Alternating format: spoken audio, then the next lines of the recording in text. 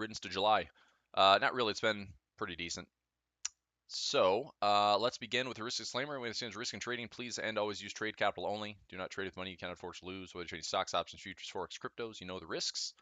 And if you're following me out there on social media, just make sure it's the real me. YouTube.com/Chris Pulver. You're here. Say hi. If you're following me out there on Facebook, you can send me a message. It's facebook.com/Real Chris Pulver. Instagram, Real Chris Pulver. Twitter, Real Chris Pulver. And even TikTok. So am I super active on social media? No. But if you want to message me, contact me, you can reach out directly and I'll reply. But I don't reach out to you. Reason why? Because that's what scammers do. Okay, so you know the deal. Just follow the real mail. All right. Hey, how are we doing? Happy Friday. Just finished up a little live session with the Flex traders, and we left off on the Hong Kong dollar. It is 9:03. We had some news this week. So this was a Fed rate hike week. They raised rates 75 basis points. The market is still anticipating additional hikes for the Fed this year, and the peak is going to be somewhere between 3.25 and 3.5%. Possibly that is in December of this year. Next week, we have some more news. We have an Aussie rate decision, pound rate decision. We have non-farm payroll CAD news, and we have some CPI out of Switzerland. But this was the news we watched this week. FOMC did raise rates. Advanced GDP printed with a negative number. So the U.S. officially is now seeing 2 negative GDPs for 2 quarters. So is that the technical definition of a recession? Yes. Does that mean that we're going to see a recession? Well, it's interesting that the stock market's rallied 12%, and we just had data confirming that we're in a recession. So I think we've already seen a bit of a recession, and a couple of things I'm drawing reference to. We talked about this morning in Flex. Look, just take some notes. This blue line on my S&P chart represents a 50-year average of the S&P's performance during a Fed rate hike cycle. So since 1970, when the Fed has raised rates, 12 months after that rate hike cycle starts, the S&P has averaged a 6.9% gain from where it started. So what's interesting about that is this is where the Fed rate hike started. Actually, I take that back. That's when we had the Russia-Ukraine move was right there, and then the Fed rate hike was in here. Okay, in March. So we did rally up to that point, but obviously in April is pretty awful, and May and June were terrible, and then we started to bottom out here. Late June, we've rallied pretty much the entire month of July. We're up 12% for the month of July, but that's a recovery. It's still not at new highs. We're still not nearly close to the high levels of 2022. There's still some repairs that need to be made, and the bulls are kind of still fighting for their lives right now. But what I'm trying to draw some parallels to is how this year's market, which is at the bottom, how this year's market compares to some other significant years that have similarities. High CPI and peak CPI and rate hike cycles, and when the market is properly priced in those highs in the rate hike cycle. So there's been a correlation between the 2-year yield and the bottom in equities. There's been a correlation between dollar strength, equities movement, I should say dollar strength or weakness, equities movement, and in the last 10 years, Bitcoin movement. So like I said, the bottom is 2022. This one in the middle is 1970. We had this nice little rally, and we pulled back in July, and then we rallied through the rest of the year. All right. As I discussed today in the Flex Room, I almost think that we're dealing with more of an outlook that looks kind of similar to 1962. So far, and again, we're getting into the month of August. There's still time. We could still be rallying through the month of August. And this would, again, resemble this 1962 recovery. But we also had a September, October, November slide, and it wasn't until after the midterm election that the market rallied for the holidays. So if I'm going to say similarities and make kind of a determination, I think that 1962 might be the closest correlation that we can kind of draw from into 2022. So what does that look like? Well, if we have a Q4 rally, this is what we've been positioning for in equities on demand, and we've kicked a lot of our expirations out to October, November, December. In Forex, I think if we're going to have a rally in the market, that means a weaker dollar in order for equities and Bitcoin to rally. And also it means that we might not fight all the way back to the highs of the year. right? So what was down 20+% for the year, which we certainly have been, we are at 23%, I think was our peak to trough in the S&P this year so far. If we fight back and cut that in half, we have 23% of the downside, we finish 11 to 10% down for the year.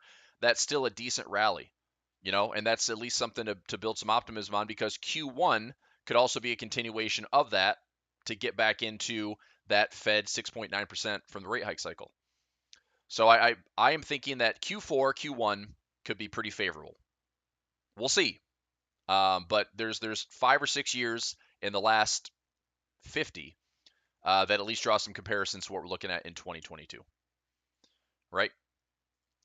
All right. Let me check out what's going on here. Who's in the house? Hopefully a lot of flex traders came on over and say hello. Question. All right. Don is in the house. Happy Friday, Don. Denise back with us again. Daniel, nice to see you. Perry's here. Herbert's here. Gail's here. David's here. Joe's in the house. Roland, what's up, man? Monthly trading strategy started with 90, now up 238. Excellent. More than doubled. Now long dollar yen up $8. Small. Okay, good. Killing it.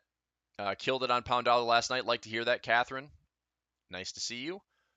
Chris is here. Craig is here. Everett's here. Good. Good, good, good. If everyone do me a favor while we're at it, if you haven't already, just hit that thumbs up button for me. Let's saturate that algorithm. Make YouTube happy. Make Google happy. And let's have a look at things. So, like I said, for the most part, the Fed apparently said stuff the market liked. And I think the good thing right now is that the Fed is not moving the target. Right? This is what's been so difficult this year. I can't go back. I wish I could. But we obviously since March, right? If you've been trading with me in any of my trading rooms since March, we've seen the Fed pivot almost every month. It's been data dependent, it's been CPI dependent, it's been, are they going to raise rates aggressively? Are they going to raise rates like they say they're going to? It's been a little bit of a cluster. You can finish the sentence. But they kept moving the target, right? They're going to raise rates 50 basis points. Nope, they're going to raise it 75. They're going to raise it 75. Nope, 50. They're going to raise rates, 7 times. Nope, 5 times. So it is a mess, and there's a lot of uncertainty that the market is. I think that's why we really haven't seen any optimism, is the market hasn't been able to kind of feel comfortable, like, okay, we know where the Fed's going to be, we know where inflation data is going to be, because it keeps changing, right? We saw CPI numbers this last week for the US print higher, but that was headline inflation. Core inflation's been dropping. We saw this week for the Eurozone, headline inflation print higher, but is their core inflation dropping? We still have Russia-Ukraine going on. We still have energy stuff going on. We have this big buildup in semiconductors, chips, raw materials, energy, trying to get some energy independence. These big purchases for energy independence and infrastructure. It's going to take years to do that, and that's why I think we still have to pay attention to the potential that U.S. oil and crude oil futures could still be very well supported in this environment. I think the reason that we've seen oil dipping, and we might be holding some pretty strong support here for the next month, but we have support, we have resistance, we have resistance, we have support. So let's say that oil has a little run right here, right? Oil can run. Energy is going to be a great sector to play in stocks. We have position for this in equities on demand. We are long Halliburton, Baker Hughes, Schlumberger, and like CTRA. We've had plenty of energy plays that we've liked. We've made some good profit on already this year. We're getting back into them, and we've got a lot of those credit spreads out through the end of the year staggered and at some lows. So I think that'll be some nice income. Whether we take ownership or not, we'll find out. But I think energy at the very least is going to be either in this channel that I have drawn in the dotted lines, or it's going to find some sideways, high to low, and it's going to be something like this, between $95 and $125, maybe a $30 range, where oil is operating at these crazy highs. What would be obviously nice would be a crystal ball to look in the 3 to 5 year future and see the oil is either $300 a barrel or it's $50 a barrel. But nobody knows. And wherever it wants to go, we don't know. There's obviously a ton of supply and demand. There's jawboning. There's geopolitical forces behind this. And so we don't know. So we have to figure out how to navigate this. And this is, it's a great year to be a trader because there's tons of volatility. And there has been. There's also been a lot of, I'd say this year compared to many others has been one of the most trend-friendly years I've seen, especially in Forex. We haven't seen trends this consistent in a long time, and we've also had decent volatility. So I'm very curious to see how the JPY corrects or rebalances, maybe the dollar as well. We have some really nice bar counts and technicals, and we're sitting. There's a lot of currency pairs out there that are sitting in these 20 to 25 to 30-year extremes, at highs, at lows, and so I am starting to position for them in kind of dollar cost average into some of those highs and lows to get some pendulum shifts and get some corrections and rebalancing. So one way the forex market does this is, let's say we have this trend, just an example, but trend for the first 7-8 months of the year. Well, we could have a transition here and then rebalance for the remainder of the year. Okay, or if it's up here, a little consolidation goes up a little bit higher, and then we rebalance end of the year into Q1. But this low to this high, forex market of all markets is the most technically efficient and is super liquid. So I still see some of these levels playing out, and with bar counts and extremes and pivots and pockets, supply and demand, all these things, it's just buckle up and be ready for movement. We've had a nice couple of days on yen crosses where technically we're looking for some corrections. And right now, 50 EMA has been hit on the dollar yen. It's starting to pop back up here. That's fine. I'm still wondering if this bar count is going to start allowing, some rebalancing here, or does it have one more push coming into August? Maybe one more push in August, and then we transition out of this to rebalance September, October into the midterm election. We'll find out. So it's going to take some time to get some of these big Forex moves to shift, but we'll be watching. Okay. Stock-wise this week, have some notes. We have some credit spreads. TAL is going to be in profit today. Delta Airlines, we'll see where that's at. Got a 31 by 30. We're trading at 31 and change, so that'll be in profit as well. That's good. And so that's profit on TAL, profit on DAL. SLV, we have the 2050 by 20, and we've had a weakness in the dollar, so SLV has jumped pretty hard. We're trading at 1842 pre-market. Silver was actually up. Now, is this a spot that I want to take profit or take ownership of and close like a $1.50 put? No. What I'm going to do, because we have staggered credit spreads out to the end of the year, what I'm going to do on this one is if I lose on this credit spread, it's fine. I'll take a 25-cent loss. I still own the shares. My break even's 1850 with all the shares that I own. So even if we rally here, my overall shares of SLV are increasing in value. If I lose 50 cents on a contract or two, it's not a big deal. But the staggered credit spreads that we got back down at 18 by 17, 1850 by 18, these are in great shape for some additional income by the end of the year. We also had a couple of fills on GLD at 160. And those are also looking pretty nice as the dollar corrects. We talked about this support at 158. We started getting 160 by 157.50 or 160 by 159. And those also are looking pretty good. And stagger credit spreads out. 2 of these 4 have been filled. We're going to have to see if we get a pullback. One stock that I'm also watching this week, MicroStrategy, MSTR. We're trading at 275, and I have a 290-250 call for this Friday. I'm going to go out again if I don't get it called away today, which is going to be about $14 a share. If I don't get it called away today, I'm doing the same thing next week out to August 5th, and I'll lower my cost by another, hopefully, $7, $8, $9. In the last 2 weeks, I've drilled my cost down on MicroStrategy by almost $20. That's the beauty of options. That's relative to Coinbase, right? Not Coinbase, Bitcoin.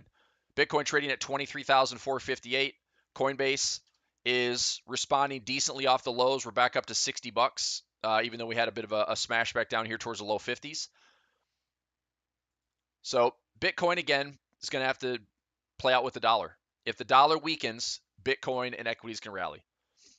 I think the probability is we finish higher for the year in equities with a weaker dollar because the market is appropriately pricing in where the Fed's going to be. Okay? So have some stocks to review, have some covered calls this week. SLV, like I said, I'll probably take a loss in that credit spread. FXI, I know that we pushed. So FXI, this is large cap tech in China. I know that we rolled this out. I'm pretty sure we rolled this credit spread out a while, but I have one account that still has it sitting. I'm just going to take a loss on this one if it's not up to $33, which is fine because it's still on the shares. I'm still covering those shares to repair my trades and lower my cost basis a little bit. So I can wash the credit spread for a small loss. Also, FCX, this was a copper play that was assigned, and I have to manage the long put. I have this one all the way out to August. So the fact that I was assigned, this is pretty nuts. So this was assigned in June. I closed out with a 48-cent loss. It was assigned for my August expiration, which is crazy. That's really early to get assigned. So, and it's not even that bad, because if I get assigned and I own the shares at 31.50 or so, we're not that far away from getting back to break even. I'm not that far away from covering this and starting to drill my costs down, and I still have a long put in case this thing dips lower. Then I'll leave the long put open right now. I'm not going to exercise it yet. Okay. All right. Oh, you're right. You're right. Yep. So I'm mistaken. So the 40 by 39. You're right. I had two of those expirations. Yes. So I was assigned at 40. You are correct. So again, there's still time in this trade, because if we come back down to these lows, then sure, I'll take the long put. I'll probably take some profit here around the mid 20s, and give ourselves, we have the 5th, we have the 12th, we have the 19th. We have 3 more weeks of expirations before we have to manage that put. Okay. The one thing, what we could say this week based on our GDP numbers, the GDP came out printed negative for the U.S. Is that a recession? Well, copper has been a long time signal for a recession. And is it priced in? Maybe. Is it going to revisit these lows and find past resistance becoming support? Well, maybe that's the case too. And if I can time that well enough, then this area back around $21 is where I would like to own this stock. So sure, the broker could assign me at 40, that's fine. But if I have a long put and it comes down to $21, I can take that, $18 to $19 long put, drill my cost down here, and then repair this. Do I think copper's coming all the way back down to 850? Well, guess what? If it does, I'm buying this thing. I'm going to hold it for the next 2 years, 3 years, 4 years, whatever. That could be a 5x return. It's going to take time, but we could get some really nice rallies off these crazy levels at, $21 or even down to $10. Okay. So, right. So we'll take a look at that. Anything else from stock notes? We did some new trades this week. We had some pending orders. I don't know if these got filled. We had a rally this week. Google's up, Target's up. Google was filled, right? Wasn't it? I thought we had some of these filled. Was it filled? I feel like something was. Hang on. Did I log in? I'll log back in. Let me take a look. I thought we got filled on Google. You didn't? Okay. Maybe I didn't either. I thought we got filled on one of them, like the 105 by 102.50. I thought we got filled on that. Move this over here. So let me verify. Let me log in.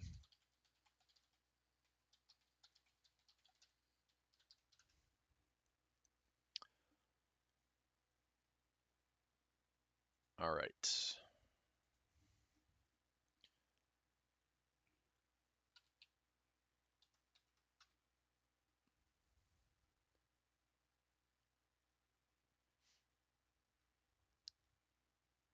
All right, here we go.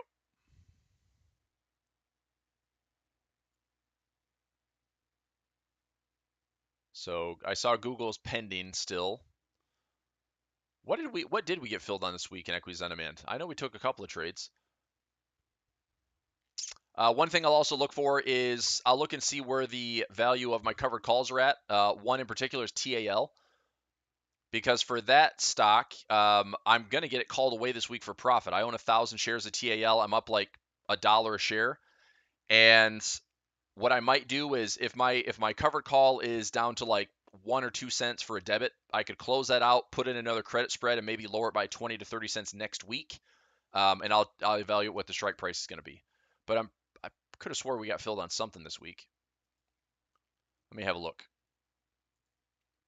So just take a look at my order status. KHC, that's what we got filled on. That's what it was. So we took those new trades on Kraft Heinz, the 37 by 35, 37 by 35. Those were filled in session this week. Google still pending, Target still pending, Walmart still pending. Those are fine. SLB filled. I ended up taking a loss on that, but we still have credit spread staggered out. GLD we got filled on 2 of the 4. So there's a couple pending orders. These are all pending. There's a lot of pending orders that are good till canceled, but these are all trades that I like. And yeah, all right, that's fine. That makes sense. And then a couple other ones. Airbnb. Airbnb back up to 108 pre-market. We're going to open here in about 8 minutes. I have a couple of things. I have a bull put spread. I'm sorry, a bull call spread that's running pretty nicely, and then credit spreads that are still pending. I'm not sure if these are going to get filled, but I've got them good till canceled. I'm going October, November, December, looking for some ways to get in low here on Airbnb. I want to take a look at Chewy. Chewy's pulled back, but not enough. I want to try to get in here if we pull back into low 30s, not yet. Uber, we're sitting at 23 and change. I'm going to set another chart alarm at 25. I have a covered call at 29 bucks, and we'll see if we get a little rally through August. ARK is another one that I'm watching closely. This kind of represents the bigger picture for tech. I would like to see ARK give us another flush lower. So we closed at 46, pre-market's 44.95. If ARK comes back down to revisit these levels, that's good. That's why I have a bunch of good till canceled pending orders right now, because I don't think tech is done. We also have staggered credit spreads on. We could probably do ones. We can do this next week on Meta. Meta got hit pretty hard this week, even though they still make $20 billion a quarter. I guess it's not good enough. But anyway, I mean, we could look some credit spreads on Meta, a 165. We'll actually talk about that today at 10 o'clock for equities on demand. Maybe a couple credit spreads in, we kick it out. Kick it out to December, kick it out to February, March of next year. A couple of, maybe we can find a $1.25 credit, right? A 250 spread, a $5 spread, make a few bucks on Meta over the next 5 to 6 months without having to take any assignment, right? So that's potential. And Snap is another one. Snap has kind of been plaguing tech a little bit. Their forward guidance was pretty rough, but we have staggered credit spreads. And right now, we just get to sit on them. So we took some profit on Snap earlier. It was a 14 by 13. It was up in profit. We closed that one out for a gain. And then the 15 by 14, the 15 by 14 out to October and January. Right now, that $14 long put, we could exercise and lower our costs to probably own the stock around 10 bucks. So what I'd like to look at today, and this is something we can talk about, it's pretty early because we don't own the shares yet, right? So if I exercise the long put, I'm not assigned the shares yet, so I can't just go in and cover them. That'd be a naked call, which I don't want. So if we're going to take assignment, we probably need to wait a little bit longer. Or we can do one of the following. We can take profit on the long put, and we just have to wait until the stock gets assigned. If it gets assigned, cool. If it doesn't get assigned, then we just make money on the long put, and there is no assignment by October or January. But I'm watching Snap, I'm watching ARK, I'm watching Meta, watching Uber. I've got a couple of tech stocks sprinkled in the portfolio. Okay. Ford's going to be a winner today. Man, I own Ford. Ford's doing great. I actually want to check and see where we're at on Ford because we do have some covered calls in this one. I think I've got it covered out to $15. Let me check. So I have some shares in this portfolio here. So Ford, own the shares. I have a $14 call. Cool. $14 call, and current price is at fudge. I'm going to probably roll that covered call then. I want to keep Ford. Now that the price is higher, I can collect a lot more premium on that. So I think what I'm going to do is, and I'll do this when the market opens, but yeah, I'm going to look to see if I can close this one down. I'll know more in 4 minutes here. So yeah, I don't want Ford. I want to keep, right. I don't want to lose the stock at 14 bucks. My break even's like $12 or $11. Let me verify. I don't really want to let it go if I don't have to though, because the price has been rallying. So I own the shares. Break even's 13.51. So it was a repair, but now that the premiums are a little bit better, yeah, I mean it is not worth 3 cents. Like, oh, I lost this. It's like, let me get back in and sell a 15-cent, 20-cent covered call and lower my cost basis down to 13.30 or something. And then if I lose it at 14 or 14.50 or whatever, then I'll make another, maybe my net's a couple bucks on these shares. So thank you for pointing that out. So that's one thing that I have to do like every week is I have to go through the entire portfolio A to Z, just keep maintenance and double check all my positions. So yeah, I'm going to look to roll that or just close it and issue a new one. Okay.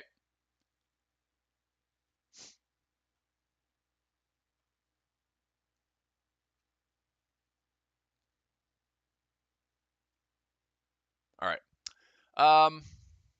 Anything else? We didn't. I mean, I did Forex in the flex room, but there's plenty of stuff we can discuss. If you have any requests, any questions, let me know. Otherwise, I'll start wrapping things up. Wall Street's open. I'll start playing around with the portfolio a little bit, get some covered calls. But this is all I'm looking at for today. TAL, DAL, SLV, FXI, some credit spreads that are still pending. SLB, I closed that for a small loss. KHC was filled this week. We're watching to see, how this year correlates with our, 1962 midterm election year, 1970, 1980s, 1994. 1994 was a rate hike cycle. The market correctly identified that two-year yield peak and a bottom in equities. 1980s CPI peak, 1970s CPI peak, and midterm election, 1962 midterm election, and two terrible starts to the year.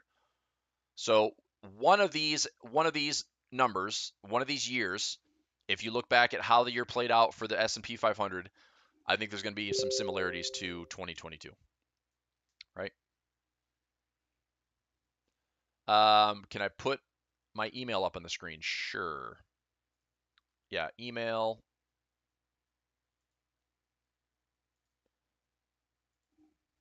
So you can email me at cpulver@markettraders.com. That's easy, right? Any requests, any charts? Otherwise, I'm going to grab another cup of coffee and get ready for class at 10, and we'll jump into stocks and options. We'll be back next week for a full trading week. Oops, I didn't mean to delete that. Next week, Monday, 9 o'clock, Friday, 9 o'clock, same time, same place, youtube.com/Chris Pulver. All good. Gold. All right, Craig, let's take a look at that. Gold has been responding nicely. Yep, gold, silver. We did that. So gold off the lows. This is what we expected. We were looking for a dollar correction. I had this drawn. This has been on my charts now for weeks. I was happy to see gold coming into these levels looking for a bounce, and we got it really nicely. So gold bounced hard off of 1680, and we're up to 1758. So that move is starting to translate nicely into GLD, and we started to trade some credit spreads around that area. We got filled on two of these. I believe they were the 160s by 155s. This one was filled, and this one was filled. So a September-December credit spread that ultimately is like it's going to be $1, right? It's $1 credit, which is fine. I was hoping to get these two filled for 250, and again, maybe we're not done yet, but it's at least a good looking trade. And I think that if the dollar continues to soften, which I'm looking at for the bar counts, to correct, then gold will continue to rally, and same thing with silver. Okay, silver, same thing. Silver doesn't quite, and what's surprising is technically I thought silver was a much better setup until we kind of found this aggressive. I mean, this is a pretty random spot to turn. I feel like this capitulation on silver could be like setting up for the reversal. I'm still very bullish on silver. If it came down any lower, I would not at all hesitate to buy silver and look for a 2x return. But if we can show that the bottom is in, or putting in a decent low, we can consolidate here for a reversal pattern. A cup and handle might be how this plays out, which means we had a very aggressive move down. We reverse up here, we pause, and we look for the break of this neckline. If that happens on silver, then we're putting in a low and we're looking for this to rally, and I'm looking for this to get back up into the 20s, like high 20s. And that's ultimately my profit target for my shares of SLV. So I do like silver and gold against the dollar. There are a lot of things. There are a lot of things that have to play out right now against the dollar. The dollar index, I can go dollar index here, and DXY. We have a really solid bar count. Okay, overextended moves. I'm actively looking for a top. Okay, now I'm not saying the dollar comes all the way back down. It could, but I'm not saying it does. What I think is right now, based on this bar count, is we have a correction at play.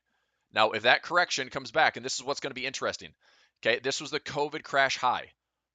We have 2017, 2014, 2015 resistance that was broken during this little flash crash in 2020. So if we have a correction on the dollar, that would be a really solid technical spot to come back and revisit. And then the dollar is going to make up its mind whether or not it bounces or breaks. Because what this could become is this could become a new range of resistance all the way up here. And then, of course, our support levels that we've had for multiple years in the last 7 years. But if it comes back down to this resistance and it becomes support, correction, which is what I'm looking for, and then the dollar continues to run, we'll find out. But right now, based on the bar counts and the extremes and the technicals and the inefficiencies, I'm looking for a dollar correction. And that dollar correction is also where I think the equities market can rally from. I think that Bitcoin can have a decent end of the year because of this, and I think the sentiment could probably shift to the more optimistic side. People are going to be a lot happy when the portfolios are better. I mean, everything was priced in so badly. It's like all the negativity and all the uncertainty was projected into the markets, and I mean, it could have been way worse. But tech bared the worst of it, with as bad as tech was with the deleveraging and the tightening cycle. So anyway, Craig's answer your questions. J.O.'s asking dollar CAD. Yep, I like the dollar CAD to the downside. We're looking for a swing. So we have a couple of pending orders, 30.20 and 31.50. And I'm looking to see if the dollar CAD will do something like this. So we have a couple of pending orders, pending sell, stop loss above the swing high, and my target's going to be in here, around 26.50. So if we have high, low, lower low, looking for some profit levels back in this pocket, nice little swing trade on dollar CAD, take some profit here, and then we're going to buy this area back up to channel highs. So we're trying to change or trade the channel resistance down to channel support, and then buy channel support, trade up the channel resistance. Good technical trade setup. I like it. Okay. Good stuff. Good stuff. Closed out dollar yen. Nice. Nice. So nearly a 3x return for the month. That's what I'm talking about. That's pretty sweet. Yeah, good stuff. Let's look at the TNX 10-year note, 2.7. Still correcting. Also, the 10-year, the U.S. 10-year yield, U.S. 10Y is the chart here. Are we going to break this neckline? Are we going to break the neckline here? Or are we going to come back up for one more right shoulder and then break the neckline later? It is a good looking setup. We've had this kind of parabolic move, sets up a bit of a top. Is it trying to correct more before there's a bigger move coming? Hope so, right? Low to high. And we're looking to see if there's some demand levels in here. But I'm looking for a correction to continue to play out on dollar pairs. Also, if the market is correctly priced in where the Fed is going to be, 3.5%, 3.25%, and we can look at that with the CME watch tool. By December, you can see that the market really hasn't shifted its opinion. This is a good thing, right? If you look at these numbers here, being at 3.25 to 3.5, this is the highest probability right now. As long as this doesn't shift, right? As long as this doesn't shift and the Fed kind of has dripped the narrative into the market, if this doesn't shift, I think equities rally, Bitcoin rallies, dollar drops. Even if it's just a correction on the dollar, that at least gives a little bit of a relief for equities to continue to run. Now, we could come out of August, September. We could have a little September effect. We could have some uncertainty around the midterm election. We can dip a little bit. But as long as the Fed isn't shifting its projected rates for this year, I think the markets find a way to rally. And honestly, the midterm election might mean nothing. It could be one of those years where like politics aren't even important right now. Let's focus on the economy. Let's focus on inflation, and doesn't even register. The market is a forward-thinking mechanism. It wants to be 6 to 8 months ahead. It wants to get through this recession. It wants to get through all the negativity and find a way for assets to rally. Okay. Perry, was it recorded? Yes. Flex is always recorded, and it should be in your Smart Trader library. Just go to the Flex Trading Room, that welcome page. The archive should be there, probably up in the next hour or so. Usually takes like an hour to process. Yep. All right, traders. That's it. Happy Friday. Equities on Demand students, I'll see you at 10 o'clock. Top of the hour. Let's wrap up the week and review the portfolio. And I'm glad it's Friday. Hope you are too. Have a great weekend. See you at the top of the hour for Trading Room Equities on Demand, and we'll be back Monday and Friday next week for more live poll report. Sounds good. All right, really quickly, if you haven't, click that thumbs up button for me, please. And I'll see you next week. Have a great weekend. Bye.